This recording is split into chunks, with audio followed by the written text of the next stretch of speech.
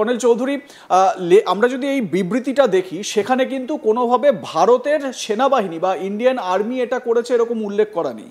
সেখানে বলা হয়েছে যে দখলদার বাহিনী, অকুপাইং ফোর্স। আমার প্রশ্ন হচ্ছে যে তাহলে এই যে অকুপাইং ফোর্স বলতে কাদেরকে বোঝানো হচ্ছে? এই জঙ্গি সংগঠন যেটা আপনি বললেন একদম সঠিকভাবে র্যাঙ্ক দিলেন। এই র্যাঙ্কগুলো সেলফ অ্যাপয়েন্টেড র্যাঙ্ক, এই র্যাঙ্কের কোনো মানে নেই। বেসিক্যালি তিনটে লোক যারা মেন মাথা আপনি বলতে পারেন, যে এই উলফা ইন্ডিপেন্ডেন্ট পরেশ বড়ুয়ার যে হাত পা বলতে পারেন এখন প্রায় সবাইকে শেষ করে দিয়েছে, এবং মেন যে লোকটা ছিল এখনো এই উগ্রপন্থী অথবা জঙ্গি সংগঠন এই উলফা চালিয়ে যাচ্ছিল, এবং আসামে 26শে এই জানুয়ারি এই বছরে একটা মাইনার ব্লাস্টও করেছিল রিপাবলিক ডে দিন। সেই নয়ন মেধি এর নাম, এটাকে আমার নয়ন অসামও বলে, নয়ন মেধি, তার মারা হয়েছে। এবং তার যখন শেষকৃত্য হচ্ছিল, যখন সবাই একত্রিত হয়েছিল শেষকৃত্যের সময়, এই আপনি আরো যে দুটো নাম বললেন গণেশ এবং প্রদীপ, এদেরও ওই সময় এই দুটো আরো বড় লিডার, এই দুটো লিডারও কিন্তু মারা হয়েছে। এবং প্রিসাইজ ড্রোন অ্যাটাক কারা করেছে আমরা জানি না। এত প্রিসাইজ অ্যাটাক কোন সামরিক ট্রেন্ড লোক ছাড়া করতে পারে না। দুই, যদিও ভারতীয় সামরিক বাহিনী বলছে তারা এর মধ্যে নেই, কিন্তু 100 থেকে 150টা ফ্রেঞ্চ এবং ইসরায়েল মেড ড্রোন কমপ্লিট এই যে তিনটে বস্তি বললাম, এই জায়গাটা একদম নাগাল্যান্ড এবং অরুণাচল প্রদেশ এই পাংশু পাশে, একদম তার পাশে, আইবির পাশে, এরা বহুদিন জঙ্গি কলাপ করছে। এবং আমি জানিয়ে রাখতে চাই যে এই সময় ইতিমধ্যে তাদের যে মেন লিডার পরেশ বড়ুয়া, তার কিন্তু গতিবিধি ওই জায়গায় দেখা গেছিল, এবং পরেশ বড়ুয়া কিন্তু মাঝে মাঝে দৌড়ে চলে যাচ্ছে মোহাম্মদ ইউনিস এই অন্তর্বর্তী দুর্বৃত্তের সরকারের সঙ্গে দেখা করতে। এবং সেখানে পরেশ বড়ুয়া, আমাদের কাছে যে ইনফরমেশন, এই 23শে জানুয়ারি এই বছরে একটা লম্বা মিটিং হয়েছে, সেখানে আইএসআই রিপ্রেজেন্টেটিভ ছিল, এবং তারপরে বহু অস্ত্র শস্ত্র এবং টাকা এই ক্যাম্পগুলো, যে ক্যাম্পগুলো আজকে গতকাল ভোর রাত্রি উড়িয়ে দেওয়া হয়েছে, সেই ক্যাম্পে অস্ত্র শস্ত্র, টাকা, জামা কাপড়, এই যে ক্যামোফ্লাজ দেখছি, বহু পরিমাণে পৌঁছে দিয়েছে বাংলাদেশ। তার সামরিক বাহিনী, বাংলাদেশ আর্মির সাপোর্টে সেই জায়গায় কিন্তু এই জিনিসগুলো পৌঁছানো হয়েছে। তাই ভারতের বিরুদ্ধে যারা চোখ তুলে দেখছে, ভারতের সার্বভৌমত্ব ওপর যারা আঙুল রাখছে, তাদের আঙুলটা কিরকম ভাবে ভেঙে দিতে হয় তারা ভাঙবে। কর্নেল চৌধুরী, আমরা এই স্পেসিফিক ভাবে বাংলাদেশে এই চট্টগ্রামে যে গোপন প্ল্যানিং, গোপন বৈঠক, স্পেসিফিক ভাবে সেই আলোচনায় আসবো আমাদের পরবর্তী অংশে। তবে তার আগে বারবার করে বলে রাখা দরকার যে ভারত বা ইন্ডিয়ান আর্মি যদি কোনো রকম সার্জিক্যাল স্ট্রাইক করে তাহলে তার দায় নিতে জানে। এবং আমরা এর আগেও দেখেছি একাধিক এরকম সার্জিক্যাল স্ট্রাইক বা এয়ার স্ট্রাইকের ক্ষেত্রে ভারত তার দায় নিয়েছে এবং সেটা বলেছে।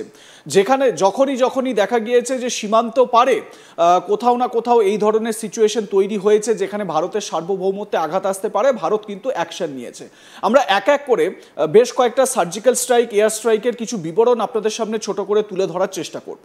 প্রথমেই দেখাবো 2011 সালের যে সার্জিক্যাল স্ট্রাইকটি হয়েছিল সীমান্ত পার করে, যেখানে পাকিস্তানের এই যে অপারেশন জিঞ্জার 2011 ঈদের ঠিক আগে পাকিস্তানে অতর্কিত হামলা চালায় ভারতীয় সেনা, এবং কিছু বুঝে ওঠার আগেই কাজ একেবারে খতম করে এই অপারেশনকে সফল করেছিল ইন্ডিয়ান আর্মি। এক্ষেত্রেও ইন্ডিয়ান আর্মি কিন্তু নিজেদের দায় স্বীকার করেছিল, মানে এটা যে ইন্ডিয়ান আর্মি করেছে সেটা স্পষ্ট করা হয়েছিল। তারপরে আমরা দেখাবো 2015 সালে মিয়ানমারে যে স্ট্রাইক হয়েছিল সেই স্ট্রাইকের ছবিটা আপনাদের দেখাচ্ছি। মানে ওই সময় যারা এই special force, Indian army special ফোর্সের যারা জওয়ানরা ছিলেন তাদের ছবি, যদিও মুখটা ব্লার করা রয়েছে, তাদের পরিচয় যাতে গোপন রাখা যায় সেই জন্যই এই ব্যবস্থা করা হয়েছে। মিয়ানমারের সন্ত্রাসবাদী ক্যাম্পে সেখানে হামলা করে 50 থেকে 100 জন জিহাদিকে নিকেশ করা হয়েছিল। এরপরে আমরা দেখাবো যেটা নিয়ে খুব চর্চা হয়েছিল 2016 সালের উড়ি যে সার্জিক্যাল স্ট্রাইক, আপনারা জানেন পিওকে মানে পাক অকুপাইড কাশ্মীরের ভেতরে ঢুকে সেখানে সন্ত্রাসবাদী ঘাঁটি লক্ষ্য করে অতর্কিতে হামলা চালানো হয় ভারতীয় সেনার তরফ থেকে।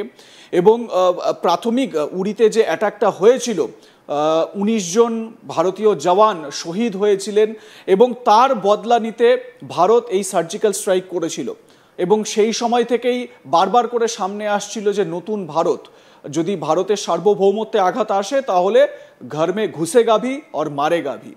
সেই সময় থেকে কিন্তু আমরা দেখতে পাচ্ছি, যদিও তার আগেও এই সার্জিক্যাল স্ট্রাইক ভারত এর আগে অনেকবার করেছে, যেগুলো নিয়ে খুব চর্চা হয়েছে সাম্প্রতিক সময়, সেইগুলোই আপনাদের সামনে আমরা তুলে ধরার চেষ্টা করছি। 2019 সালে বালাকোটের যে এয়ার স্ট্রাইক, সেই ছবি আপনারা দেখতে পাচ্ছেন।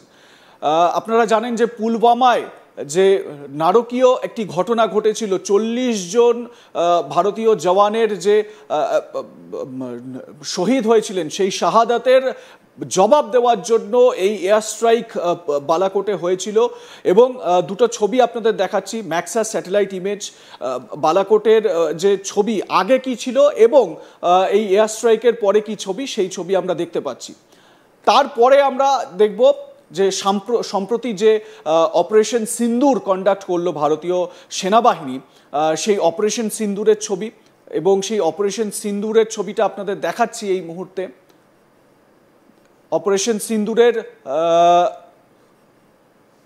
অপারেশন সিন্দুরের সময় ভারত যে কাজটা করেছিল সেই গ্রাফিক্যাল প্রেজেন্টেশনটা আমরা দেখাবো।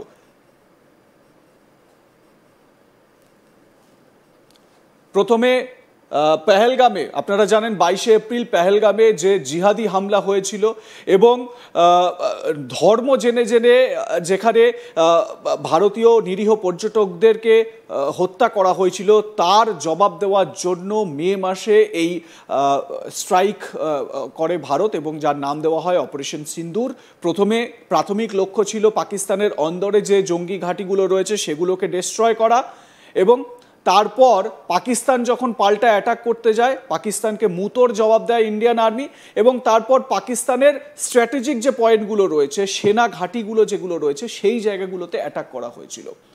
আমরা এই সব ক্ষেত্রে দেখেছি ভারতীয় সেনাবাহিনী নিজেদের যে ভূমিকা, সেই ভূমিকা স্বীকার করেছে। উল্লেখযোগ্য এই কারণে আমরা এটা বলছি, কারণ এই যে উলফার যে ক্যাম্পে অ্যাটাকটা হয়েছে, যে স্ট্রাইক হয়েছে, সেক্ষেত্রে সেটার জন্য ভারতীয় সেনা কিন্তু এখনো পর্যন্ত কোনো অফিসিয়ালি বিবৃতি দেয়নি বা কিছু জানায়নি। এবারে প্রশ্ন হচ্ছে যে উলফাকে কি মদদ দেওয়ার যে ছক, সেই ছক বাংলাদেশের মাটিতে তৈরি হয়েছিল, পুরো ব্লু প্রিন্টটা তৈরি হয়েছিল সেখানে। তার কারণ 23 তারিখ একটি গোপন মিটিং হয়েছে গত মাসে, যেটা নিয়ে চর্চা বাড়ছে। আমরা এই মুহূর্তে আবারও সরাসরি চলে যাব, কর্নেল দীপ্তাংশু চৌধুরী আমাদের সঙ্গে রয়েছেন অনলাইনে। কর্নেল চৌধুরী, যে কথাটা আমরা মানে শুরুতে আপনি একটু আগেই বললেন যে গত মাসে 23 তারিখ একটা গোপন মিটিং হয়েছে, কোথাও কি মানে এইটা অন্তত পরিষ্কার হচ্ছে যে যারাই এই স্ট্রাইকটা করে থাকুক তারা কিন্তু উলফাকে অ্যাটাক করলো বা উলফার ক্যাম্প নষ্ট করলো, সেটা কিন্তু আসল লক্ষ্য নয়। আসল লক্ষ্য হচ্ছে বাংলাদেশের যে এই মুহূর্তে সন্ত্রাসবাদে মদদ দেওয়া যে সরকার, সেই সরকারকেও বার্তা দেওয়া হলো